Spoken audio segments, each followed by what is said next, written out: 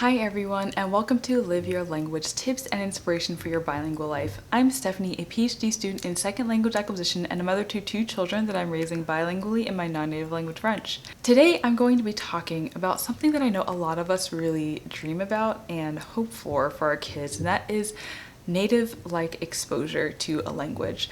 In our house, we have been lucky enough to host an au pair for 2 months.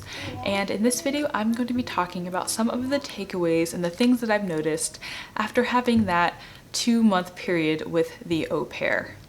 Now, our au pair has since gone and we're trying to decide what to do, whether we should replace her with a new au pair, and if so, what language. And so a lot of the things that I talk about in this video will inform that decision going forward. This is really important for us because I said in my last update video that one of the big goals for this year was to find my son and my sons now native-like language exposure that they'll be able to experience on a regular basis.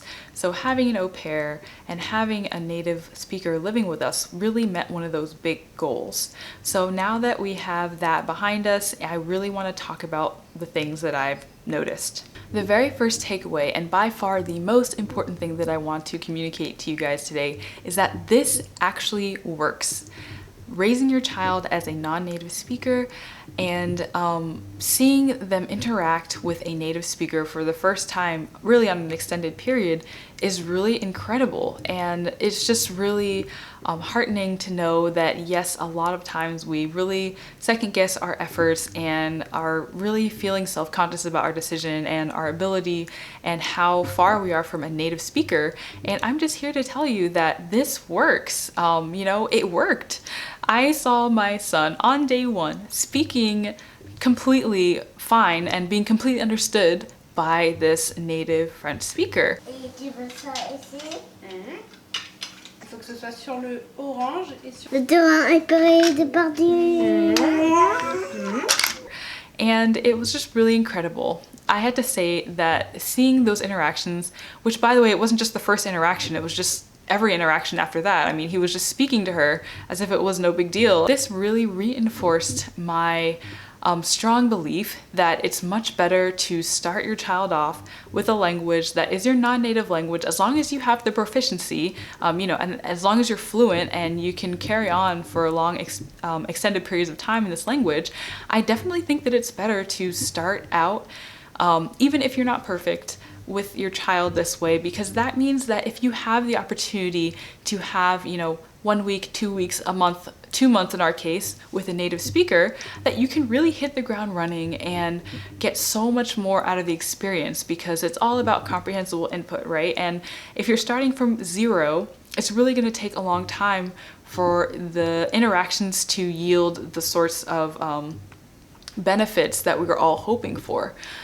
So it really reinforced this belief for me, and it just made me feel really good about the choice to do this. 3 years of hard work and making sure that I always speak French and just being totally dedicated actually paid off. So that first moment watching them interact really almost brought tears to my eyes.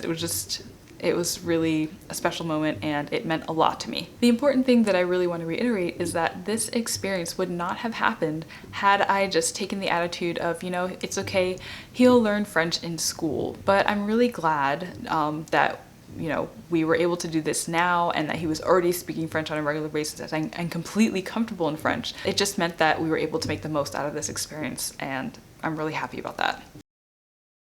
So the next takeaway that I got was that actually there were a lot, and I mean a lot, of things that I was pronouncing wrong and that I had just chosen the wrong vocabulary word for, and I had just been using those incorrect words really for my child's entire life. You can see just how many words are on this list. It's insane. You go into a dictionary, you look at all the examples, you read the sentences, and you make a decision when you don't know the word. And based on the sentences that they offer, at least in my case, I was totally convinced that I had chosen the right words. And I was just kind of blown away that first time when, we were talking and the au pair is like, oh no, it's actually this word, not this word. Because I was just so convinced that, I had the right choice. Ce n'est pas ma voiture. Les jantes sont trop... Pas les ondes. There are also other instances where I just, in my head, seemed so certain for some reason that I had the right word that I never even bothered to look it up, only to find out later on that I actually was completely wrong. So that is something that was really difficult to accept, and that was plainly obvious really early on. I just wanted to come back here to say, in my effort to not forget all of the new words that I learned, I kept a board with sticky notes that showed all of the words that I learned with our native speaker. So I found this method really helpful because it was really easy to just scribble quickly when I got a new word, but then also I was able to see it every day. Putting it in electronic form didn't really work well for me because I would never check it, so I was never able to reinforce it. By doing this, it was just really quick and simple, and it always caught my eye every time I walked past it. I also want to point out that a lot of these words have a lot to do with like more intimate functions having to do with babies, like passing gas, diaper changes, potty, toilet stuff, which is a whole nother video in and of itself. But these are things that are really hard to look up in a dictionary and that are really hard to zero in on the right word because people don't really talk about it. But the flip side of this is that even though I was totally off the mark with a lot of vocabulary and pronunciation, those mistakes that I dreaded for so long were corrected in an instant, you know, with one exchange where the au pair was like, oh, you know, actually it's not this, it's this. And my son was just like, okay. And then from then on, he just pronounced it the other way, and that was that. This is super significant because I really think that non-native like pronunciation and vocabulary choice and all these things, the things that set us apart from native speakers, really hold a lot of people back from trying to raise their children bilingually in their non-native language. So I think that it's, I mean, I saw it with my own eyes. It was just crazy in a matter of like days, you know, some of those words, just those like non-nativisms, I don't know what else to call them, just evaporated. And, you know, they were gone, and he was speaking like a native speaker. It was really incredible. So anyway, I'm here to tell you guys that if this is what's holding you back, you know, if you get your child 80% of the way there, don't worry, exchanges with native speakers will take them all the way to 100%. And by the way, this doesn't only go for word choice, it also goes for pronunciation. For native English speakers, the U sound in French is extremely difficult. And that is something that I really dreaded the most about my pronunciation and not being able to transmit that sound, which can be the difference between two different words. You know, in French, it's the difference between road, woo, and wheel, roue. And these words, you know, have very similar contexts. So I was worried that he would be confused about which is which and those sorts of things, but really just in a matter of days. I think it was like an alphabet puzzle, and she just corrected him, no, it's U, not oo, and he just started pronouncing it that way from then on. So that was just really incredible. The fourth takeaway that I got is something that is a little bit bad, and that is I became a lot more relaxed with my own language, my accuracy, and my pursuit to really find the right word and pronounce it correctly. As the only person speaking that minority language in the household, you really have like a very heavy burden on you, and you feel really strongly about how responsible you are for always producing the right, you know, word or phrase or grammar in that minority language.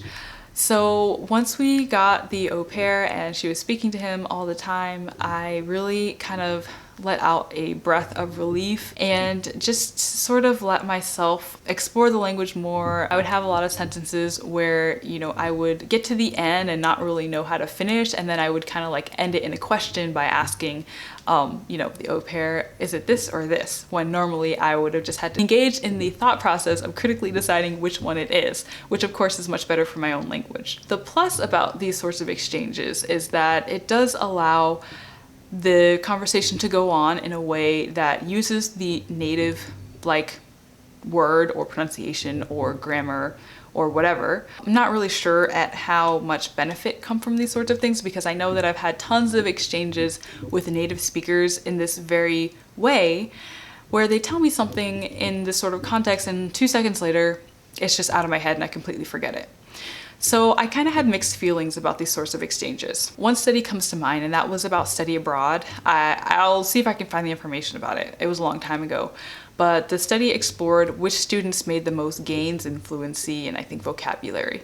One group were the students who immediately sort of integrated with the native students and just kind of saw them as peers and was interacting with them as peers. The other group was the students who kind of took like a student approach, like they would ask lots of questions about which thing is the right thing to say, this or this, and they surprisingly found that the students who engaged more with the peers as if they were peers had far better gains. By having more fluid conversations, they were allowed to be exposed to more native-like speech, which means it was easier for them to copy and replicate the native-like speech. So I guess that my takeaway is that in such a situation, it's far better to be like a peer and to really capitalize on this experience in a way that's going to create a minority language at home like environment for your child and the language exposure that comes with it, rather than just having like a French teacher that you're living with, you know.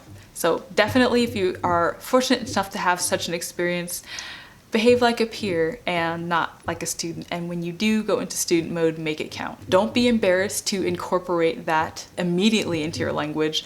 And if you can, write it down, make a note so that you can study it later. And I think my last takeaway is that we can really kind of take a more relaxed approach about how often my kids need to be exposed to native speakers. I think that if you had asked me a year ago or more, I would have said they need regular access to native speakers. They need to speak to native speakers all the time, as much as possible. And while I definitely agree more is better, I now kind of think that, you know, little spurts of immersion like experiences will do okay, you know, as long as they have exposure, native like exposure some of the time to in an interactive setting, not TV. I'm not talking about TV or podcasts or music. I'm talking about interactive, high quality, engaging experiences with native speakers.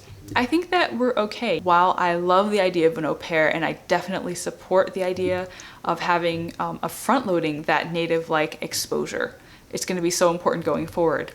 Now I'm kind of considering, well, you know, maybe is Saturday school enough? So this is really supported by the study that I talked about in a video that I posted a long time ago, but that is really, that always has stuck with me. The takeaway was you can't do it alone. You do need other speakers to be a model for your child, but you don't need, you know, 100% of your time to be with other speakers.